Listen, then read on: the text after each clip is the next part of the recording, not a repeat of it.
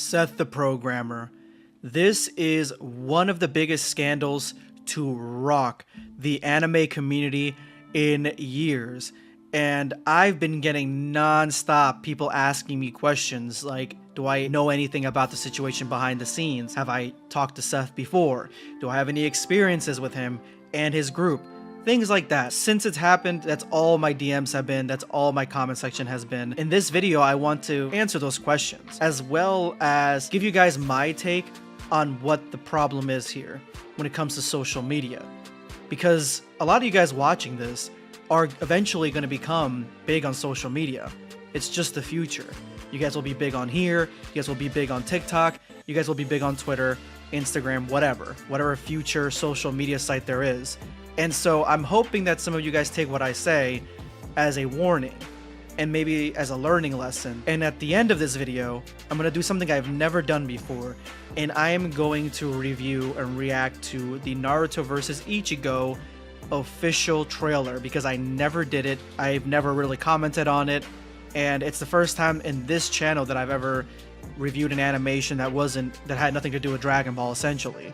But I want to do this because a lot of talented people behind the scenes worked on this, and this is part of the problem with the Seth situation. And so with this video and a lot of people putting money toward making this video and making this animation now in limbo, I felt like I can go ahead and kind of give this video a shout out, and that way you guys can see it for those of you guys who haven't, and we can go ahead and get it going again, because even Clyde said he's up to finishing the animation. So to answer the question, did I talk to him? Did I hang out with him? Did I talk to the group? Anything like that? Absolutely not. A lot of you guys know that I have a full-time job after this. I have a family, I have children. So I spend a lot of time on here talking to you guys to the comment section, uploading videos, but my time is split. I live like a half life. After this, I go and hang out with my family for what I can, then I gotta go to work. So I don't have time to hang out with a lot of influencers, a lot of other people in the community a lot of the time. Maybe I can talk to them here or there, but I really don't have that much time to hang out with people, so I don't, and I didn't. So I don't really know Seth on that level at all. I don't know him at all, actually. But with Clyde's video and the Keemstar interview, it is becoming really clear that at least a good portion of what Clyde said is true with what ended up happening, because Seth ended up saying that it happened, saying that a lot of it was true. I don't know what kind of defense of being canceled that is, where you get canceled and accused of things, and then you go up and basically agree with everything, and I don't understand it. But I mean, it failed because he's been getting packed up all week. To me, if you guys want to watch the video and see the stream, I'm going to leave a link to both of those in the description below. You guys can go ahead and check it out, but I'm not going to comment on it here because a lot of it's really fucked up, and I'm not going to be talking about it on my channel like that. I do want to talk about social media and what it can do to you. So Geekdom said something in his video of Seth yesterday that really struck a chord with me, and he says that a lot of us content creators, we end up living our careers in fear and suspicion. A lot of us do, even the really big ones. Usually we're kind of alone, you know, we're to ourselves, things of that nature, for the most part. Not everybody, but for the most part. He says something along those lines. And it really struck a chord with me because he's absolutely right. The reason because we're like that is because our channels, our online identity, what we built online, can be taken away in a snap of a finger. And that insecurity of what we built is going to be gone soon is something that we have to constantly live with. So we become really secluded, we become to ourselves, and it's hard to really look beyond that for the most part. Not for everybody, but for some people. What I believe what happened with SethTheProgrammer is main character syndrome, where he believes he is the main character of his story, and in that sense he can essentially treat anybody, the NPCs, any way that he wants, and essentially get a sort of god complex. He's not the first one to do it, he's not the last one to do it, but when you blow up as fast and as big as he did, it's more likely it's gonna happen.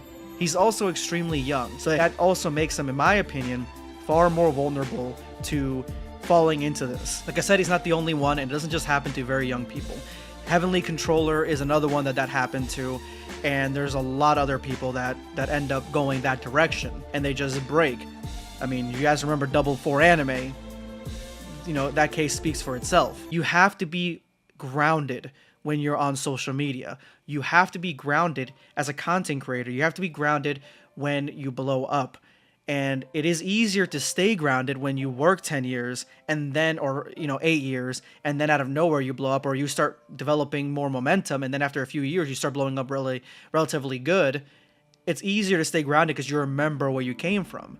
But if you all of a sudden start dropping bangers, 100K views every video, 200K views every video, or whatever, whatever social media you're on, then yeah, it's going to be harder to stay grounded. You may start losing control. You may start thinking that you are extraordinary and exceptional above everybody else because of the fact that you are essentially getting this sort of luck, or something you're doing is working, and you're special in some way. Now, we're all special, whatever the case is, but I'm saying is like you feel like you're superior to other people in this sense.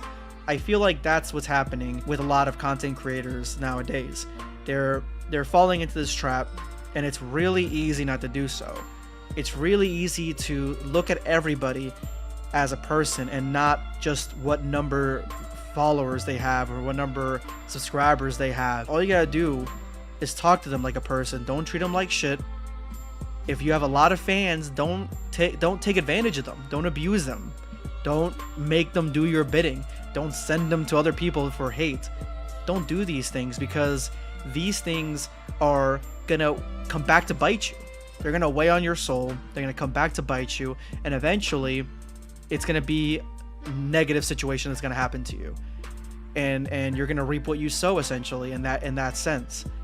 This is something that, again, I feel like is an issue, and you guys can easily watch out for it and make sure that it doesn't happen to you. Like I said, a lot of you guys are going to have bright futures as content creators, other stuff too in your lives, obviously, but there's going to be some of you guys here that want to do some content creation at some level, and you may or may not blow up. And when you do, just remember, you are blessed not only to be here every single day and have the people in your life and your family members and just what your life is, but you're also blessed in this extra sense that you're blowing up, you're doing content creation, maybe you're paying your bills with it. That's a huge blessing, and you should always be thankful for that, and really stay on the level. Essentially, that's basically what I want to push. I want to push staying on the level, and make sure that you guys understand and identify these situations. Don't fall into this main character mentality, because we are all the main characters of our own story, and that's just the way it is. I hope in this situation everybody heals, because it does suck. It is a very shitty situation that ended up happening, and a lot of people have been suffering for years in this whirlpool. I'm hoping that everybody who was in this group, or in these relationships around Seth, with Seth, I hope that they all heal from this, and I'm hoping that everybody learns a lesson and becomes better for it at some level. But with that said, Clyde did say that he is open to continuing this animation, and Seth allegedly is accused, even though he kind of confirmed it, but he's accused of taking everybody's money for it, lying about it, things like that, for this animation. Whether that's true or not 100%, we will never know. But I do think that this animation's worth continuing, because a lot of people worked really hard, and Animator busted his ass to work hard on this animation. So let's go ahead and jump in and check it out, and I'll give you guys my thoughts. Let me know in the comments below what you guys think of it. And again, I'm gonna leave all the social media from Clyde in the description below, and the animator, the main animator for this. That way you guys can go ahead and follow them, and hopefully they continue this project. And if they don't, they don't. But if they do, I'm hoping they do, because I'm pretty sure that continuing it on some level is going to be painful with what ended up happening in the past. But let's go ahead and jump in and check it out.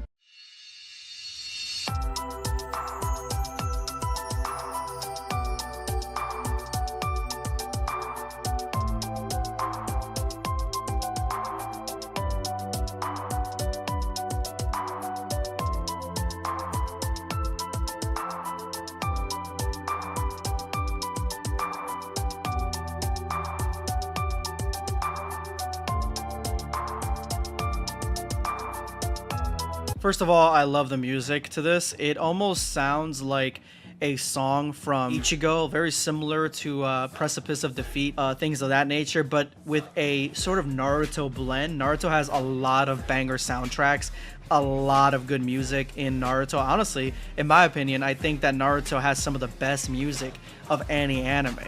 Hands down. There's so many classics on there that you can put on there, and you can play any of them really, and you'll know that, oh, this shit's Naruto. Ichigo has a few, Naruto has more, so this song feels like a blend of the two, and I like that we're seeing the progression between both these characters from the very beginning all the way till the very end, where they're at their most, or at least seemingly at their most powerful.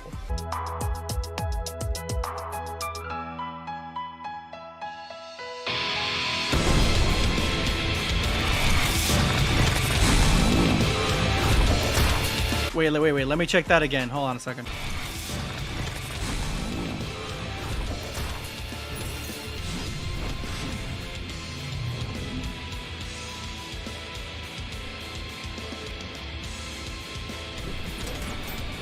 So the animation looks like that final episode from Naruto and Sasuke's retrieval arc, where Sasuke and Naruto are fighting at the valley at the end. It looks very similar to that, almost like pastel-y looking, which I 100% am for, because that's one of my favorite animation styles, and I feel like it lends itself very well to a lot of maneuvers and fluidity when it comes to the fight scenes. Plus the energy beams and everything like that looks really cool. Ichigo fired a shot at Naruto, and then he attacked him from the side. I don't know if these two scenes are meant to be together like that, or it's a cut and then we're seeing something different, a different part of the battle, but it seems like they're facing off against each other in a friendly duel. But Naruto jumps straight into his one of his most powerful forms to face off against Ichigo, and Ichigo, this is definitely not his final form, so I think that maybe Naruto's a little bit more intimidated by Ichigo, because Ichigo's strength and abilities may be a little bit stronger than Naruto's, at least at this stage.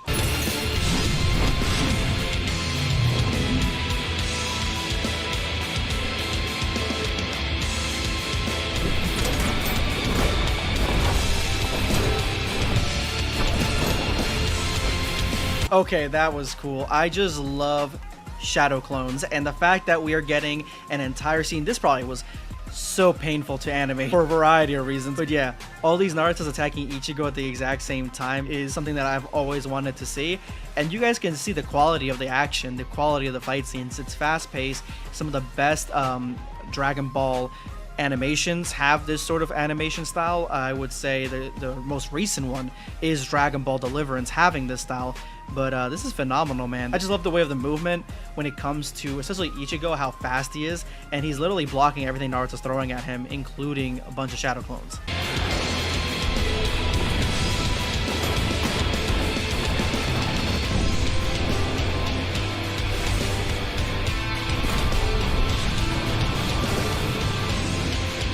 You want to see me go all out? Fine.